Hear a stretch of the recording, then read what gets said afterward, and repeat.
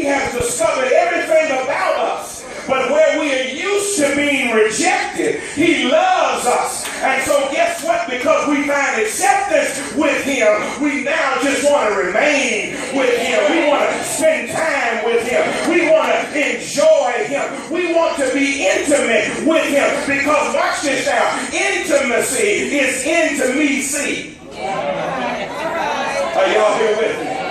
I wish I had a witness in here. That's the reason why, let me just quickly pass by this way. That's the reason why you may struggle with intimacy in certain relationships, because, watch this now, you have opened up yourself to somebody and then they rejected you for the person that you are.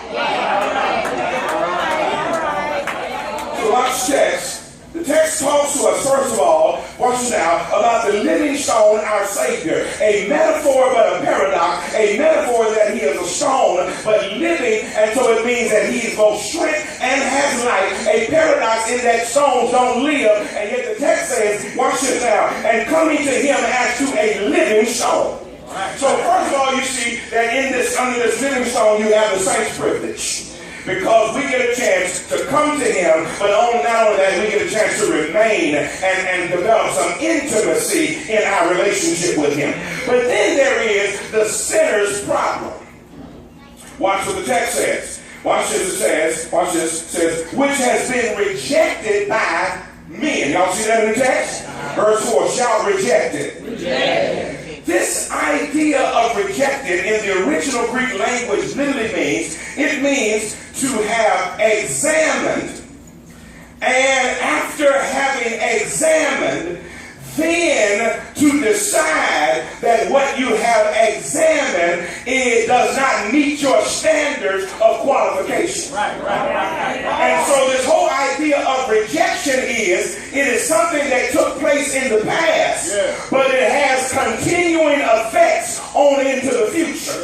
So here's what the text is saying. It is saying that during the Jesus life on earth, he was put under examination, mainly by the Jewish nation.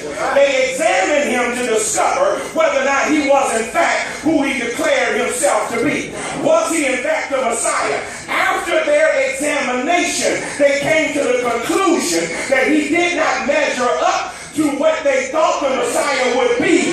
Therefore, they rejected him. Can I say to you that their rejection of Jesus Christ is in no way speaks of who Jesus is?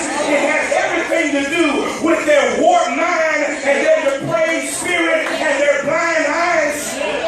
Jesus was the Messiah. He may not have met their standards because they were looking for a conquering king, but he came as an humble servant. But one day, the same one who died out on a hill called Calvary, and because they couldn't receive what he did at Calvary, guess what's going to happen? The same one who died on Calvary is the same one who went in the grave, who is the same one who will one day come back as a conquering king. Here's what I want to tell you, that Jesus is altogether lovely, and if you reject him, it has nothing to do with him, it has everything to do with you.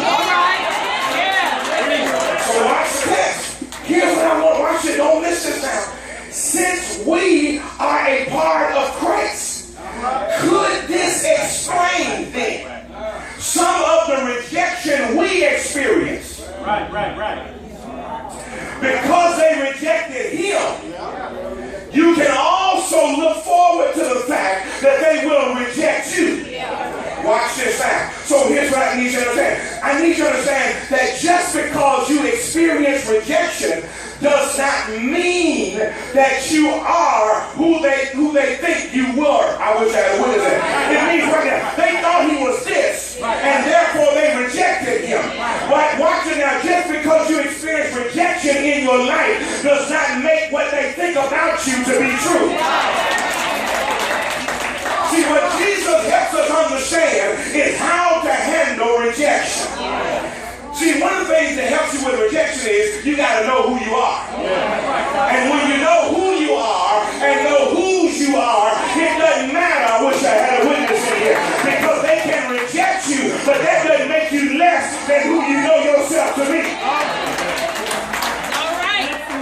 Watch this.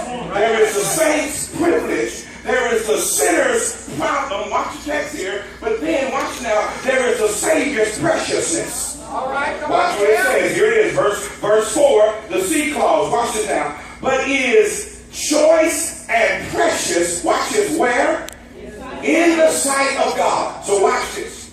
You have the saints' privilege because we have initially come to him. Now we can have intimacy with him. That's the saints' privilege. But then you got the sinner's problem. They examined him and rejected him. But then you got the Savior's preciousness, because although he was rejected by men, he was precious in the sight of God. Children of God, can I help you? Listen, the only one that is qualified to determine who you are is God himself.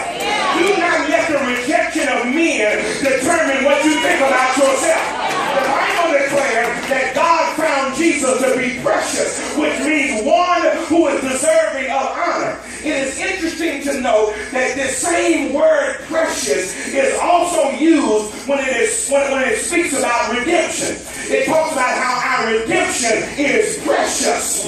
Here is the idea, children of God. It is because of Jesus Christ's sacrifice out on Calvary and the fact that he redeemed him. Watch the Bible. The Bible teaches us that God has now said to him, you are my beloved son in whom I am well pleased. Despite what men say to you, despite the fact that they rejected you, despite the fact that they hung you on a cross, despite the fact that they wouldn't believe in you, guess what? You are still my son. I believe in you, and you are precious to me.